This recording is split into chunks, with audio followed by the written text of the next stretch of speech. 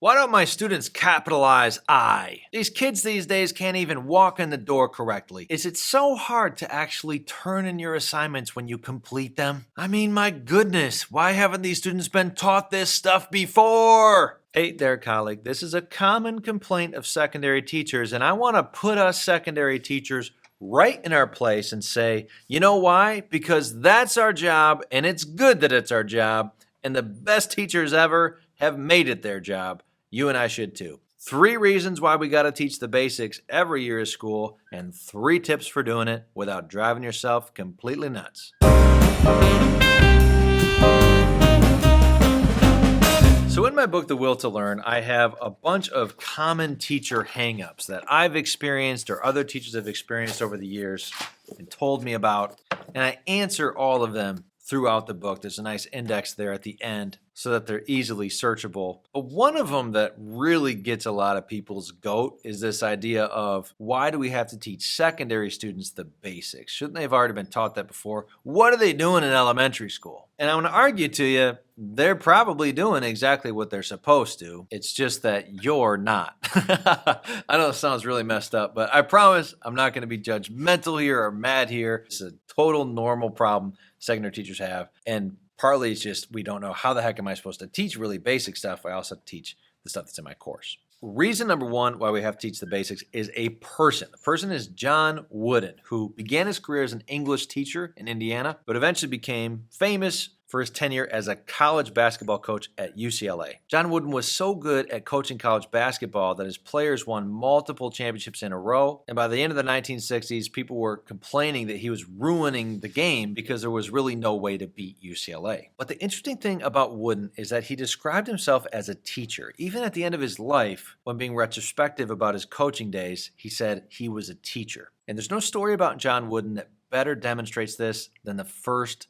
practice of the year. Every single year, Wooden would gather up his team. They're at the first day of practice. They've got the best coach ever. They're going to just crush the competition this year. They're 18, 19, 20 years old, best players in the country. And he gets out a sock and a shoe and he says, "This is how I want you to put on your socks and shoes.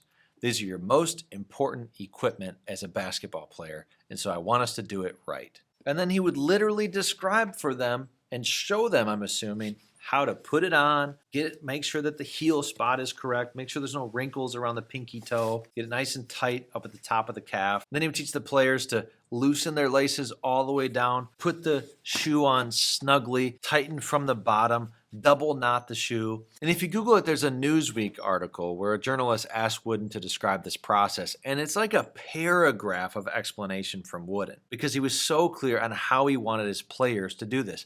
He had enough certainty in his teaching to say, this is how I want it done, because this will avoid unnecessary problems that come from letting your shoes get untied or developing blisters from an ill-fit sock. This anecdote has had so much impact on my teaching career that I actually named Strategy 7 in my book, Woodenize all of it. Reason number 2, when you don't teach the basics, you just leave a lot up to chance. If you don't teach students how you'd like them to enter the room, how to begin their warm-up, how to not lose their assignments, how to make sure they turn in assignments, how to take notes that help them learn, how to study effectively for tests. If you don't teach students these extracurricular things, these things that are outside of the course content that you're teaching, then you just leave student comprehension up to chance. You don't know. Maybe a student is coming to you and they've not had anyone really show them the best way to stay organized. They've never had anyone teach them note-taking that was more than just copying down exactly what the teacher had. And so if you teach from this place of just assuming students know how to read a page of text and take notes on it, then your students who do understand how to do that, they'll be fine.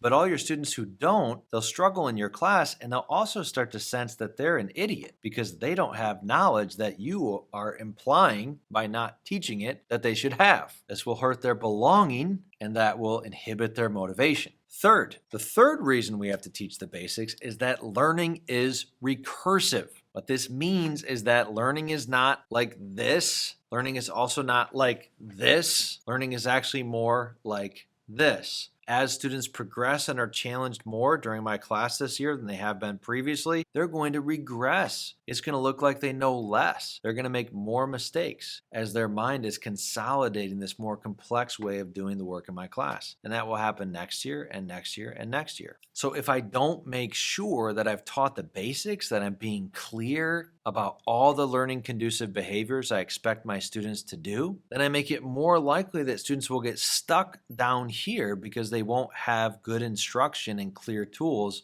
for continuing back out of the learning pit. So Dave, what am I supposed to do? There's like a million basic things I want my students to do. How the heck do I progress, sir? Well, here's what I do with teachers in workshops. Tip number 1 is just make a list of all the learning conducive behaviors you expect your students to do. Think about a day's lesson and think about from the very first moment that students walk in to the very moment that they leave. What are the types of things that you're asking them to do? I mean, if you're an art teacher, it might be getting out supplies. It may be getting out an old project. Music teachers maybe want students to tune their instruments or get their music set out. One basic thing my students are doing this year is putting their cell phone in the cell phone garage that our high school has adopted. As class progresses, think about in a phys ed class, what are students doing during the warm-up? What are they doing during the main chunk of class? If you're an English teacher, what do they do when they annotate a text? What do you expect them to do when they're reading a novel? Make a list. Take some time with this and just brainstorm all the things that you'd like them to do. Tip number 2, I want you to take that list and divvy it up into 2 categories. I'm going to call them smallies